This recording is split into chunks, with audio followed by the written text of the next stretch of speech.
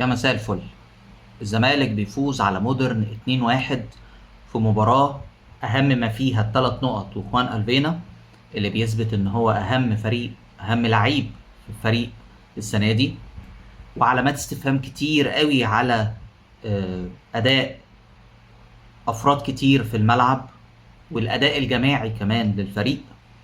لعيبة ما كانتش موجودة أصلا، لعيبة كانت بتحاول تأدي الدور اللي عليها. وفي المجمل كفريق كورة الزمالك كان بيحاول على الناحية الدفاعية ان هو يأدي آه، اداء متماسك رغم عدد كبير جدا من الفرص ضاعت من مودرن، اللي يعتبر من الفرق بيقفل وكل حاجة وتعادل مع الاهلي، لكن مش الفريق التقيل اللي انت تخاف منه واللي يعمل عليك الفرص دي كلها. وذهنيا كده ما تقارنش ما بين الماتش ده والماتش بتاع سيراميكا. تعالوا نخش في التشكيل والاحداث وايه اللي انا متوقعه الفتره الجايه، لان بصراحه شكل الفريق امبارح ما كانش كويس خالص. والاسوأ من كده ان انا كمان ابتديت اشك في الفتره الجايه كمان ان احنا نشوف كره كويسه رغم الاشادات الكتيره ببعض الافراد، لكن كفريق كوره لا، انا ابتديت اخاف.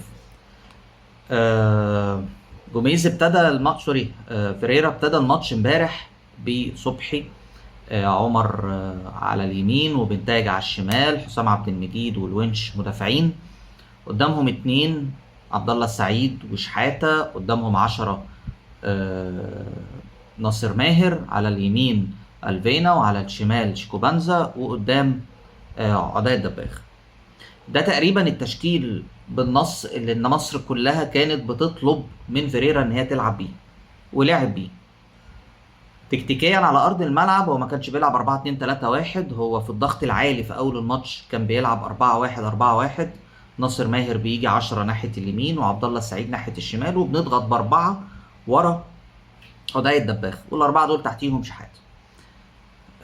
لما بنرجع لورا شويه ونعمل ضغط متوسط من نص ملعبنا، الطريقه بتتحول ل 4-4-2 علشان ناصر ماهر يبقى زي مهاجم تاني او بيضغط مع عدي الدباغ، والفينا يمين وشيكو شمال وعبد الله السعيد وشحاته في النص.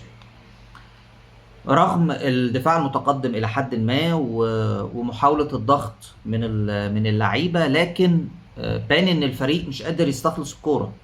يعني لما كان في لعب، بالذات لما احنا دخلنا الجون التاني بعد حوالي 12 دقيقة او 13 دقيقة، بان ان الفريق مش عارف يستخلص الكورة.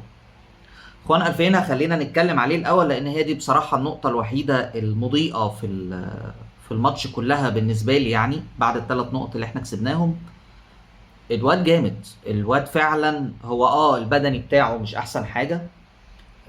الشوط من بره ال 18 او الشوط عموما مش اهم مميزاته، مش جامده يعني، رجليه مش تقيله. لكن مع الوقت الواد عنده 22 سنه وبالروح دي، لا احنا قدام لعيب قدامه مستقبل كبير قوي. فعشان كده بقول ان هو النقطه الوحيده الايجابيه في الماتش ان هو بعد تاني ماتش ابتدى يبان قد ايه الواد كورته كويسه. هو دفاعيا ما كانش بيقدم اداء دفاعي كويس، فما كانش بيجري كتير، ومع ذلك بدني بتاعه وقع، او بمعنى صح الفرقه كلها بدني بتاعها وقع، وده نتيجه الضغط العالي وان احنا بنلعب على المرتدات اكتر. فطبيعي في اول الموسم ان ده يحصل، ان الفريق كله البدني بتاعه يقع. ودي بصراحة حاجة برضو ألوم عليها فريرا، لأن أنت القياسات البدنية أنت شايف اللعيبة عاملة إزاي. تعالوا ندخل على طول في المشاكل اللي أنا شفتها في الفريق امبارح علشان ما زمن الفيديو ما يطولش. يعني نمرة واحد، كان في 2 لعيبة تقريبا ما سمعناش أساميهم في الماتش امبارح، شحاتة وعدي الدباغ. ورغم كده ناس كتير بتقول إن هما كانوا حلوين. طب ازاي؟ شحاتة طبيعي هتجيب له لقطتين 3 في الماتش ان هو قطع كوره. ما هو امال هو قاعد بيعمل ايه لا مؤاخذه؟ يعني جايب كرسي وقاعد بيشيش؟ ما منطقي ان هو يقطع كوره او 2 في الماتش. لكن اكيد حسيت بالفرق لما دونجا نزل. اكيد فرق الضغط وفرق الجرينتا وفرق ان هو عايز يقطع الكوره وياخدها، اكيد في فرق كبير. مشكله دونجا ان هو ما بيعرفش بقى يتصرف الكوره لما يقطعها، دي مشكله كبيره. والمفروض انها تتحل لما عبد الله السعيد يكون جنبه وعداد سوري ادم قيد ينزل وناصر ماهر يمسك فورمه اكتر من اللي احنا شفناه امبارح. لكن نص الملعب من غير دونجا حقيقي مأساة. اولا عبد الله السعيد وناصر ماهر والفينا في الضغط ضعاف جدا جدا. فطبعا لما تحط عليهم شحاته مع عدم وجود دونجا كان باين قوي ان احنا مش عارفين نضغط. بدليل ان بقى في الشوط الثاني لما نزل دونجا ونزل كمان جنبيه مصدق، لا مودرن ما عرفش اصلا يعدي. وده فرق كواليتي وفرق اللعيبه بتلعب فين وعارفين مراكزهم عامله ازاي. وطبعا لعيب زي مصدق ان هو يلعب في نص الملعب بالاداء الدفاعي يعني المحترم ده شيء يبين قد ايه احنا عندنا لعيب تقيل. عداء الدباغ هاتولي ميزه فيه. يعني الناس جابت له لقطات في الماتش اللي فات وفي الماتش ده ان هو مثلا الماتش اللي فات استلم الكوره ولف بيها ومش عارف عمل ايه. يا جماعه خدوا بالكم ان هو بيعطل الهجمه. يعني في 3 كور انا لو جبتها لكم في الماتش بتاع امبارح، 3 كور هو بدل ما يلف ويسلم للي بيجري لقدام، لا هو بياخد الكرة يطولها لقدامه عشان المدافع ما ياخدهاش منه ويرجع الكرة لورا. فهو بيعطل الهجمة. زائد هو ما بيعرفش يحط جسمه زي مثلا ناصر منسي ويوقف الكرة تحت رجله ويستنى الناس اللي جاية من ورا. هو ما بيعرفش يعمل ده، هو مش سريع. فعداء الدباغ علامة استفهام بصراحة. أنا مش عاجبني عداء الدباغ، مش شايف أي ميزة. وبعدين حتى لما مسكنا كورة جوه ال 18 برضه ما شفتوش. ممكن يكون ده سببه إن مفيش لعيبة بتدخل جوه ال 18، وده عيب أنا من السنة اللي فاتت ويمكن اللي قبلها بتكلم فيه. لازم يبقى فيه 4 و5 لعيبة عندهم القدرة إن هم يدخلوا يبقوا مهاجم تاني. ما ينفعش. إحنا لما شيكوبانزا بس في الشوط التاني دخل مهاجم تاني عرفنا ندخل جوان، بس الباقي كله هجمات مرتدة.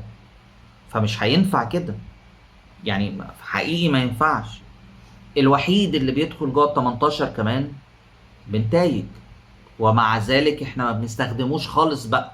يعني ما فيش كورة اتلعبت لبنتايج ده جوه ال 18. اتفرجوا على بنتايج في اول الماتش، هو على طول بيدخل مهاجم تاني وشيكوبانزا هو اللي بيقف جناح على طول.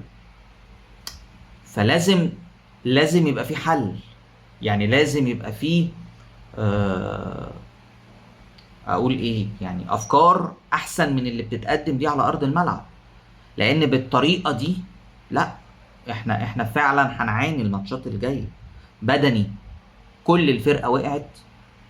هجوميا هو الفينا، هو لو ما كانش الفينا امبارح كان موجود كنا هنعرف ندخل اجوان. يعني شيلوه من الماتش. وحتى في ماتش المقاولين نفس الكلام، مفيش صفر، مفيش حد بيجري. شيكوبانزا لعيب يعني عشوائي الى ابعد مدى. هو شيكو شلبي بالنسبه لي. يعني انا حقيقي من قبل الموسم وانا بقول ان ده مصطفى شلبي بس افريقي.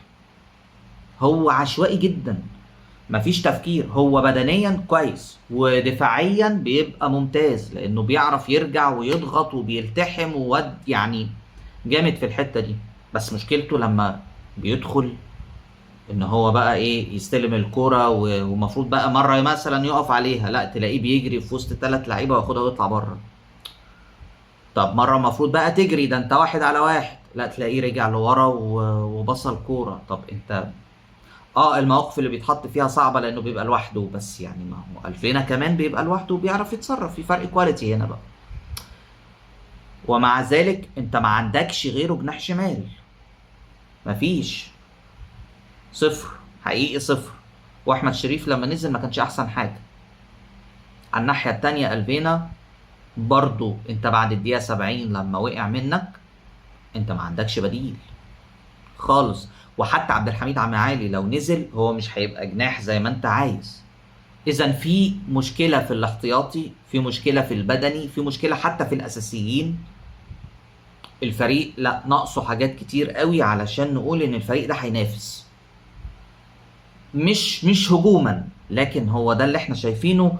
وده مش صربعه مني، لا هو بان قوي في الملعب وباين في السكواد كله ان انت عندك مشكله، ومشكله مش سهله. حتى امبارح المساحات اللي ما بين الهجوم والدفاع كبيره قوي، وده مدرب.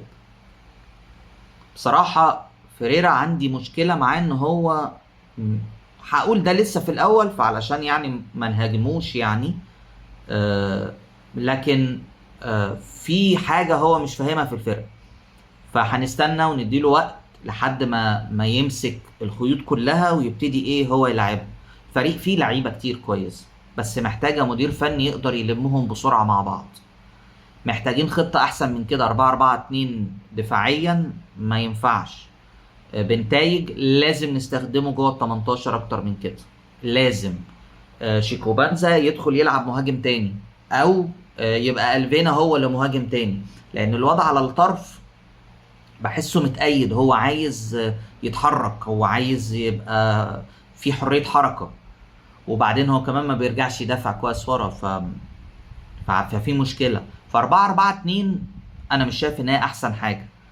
ممكن لو لعبنا ب3 ويبقى فيهم واحد بيرجع. انا كنت قلت خط فكرة قبل كده ان بنتاج يبقى هو تالت ورا، ويتقدم في توقيتات معينة يبقى مهاجم تاني.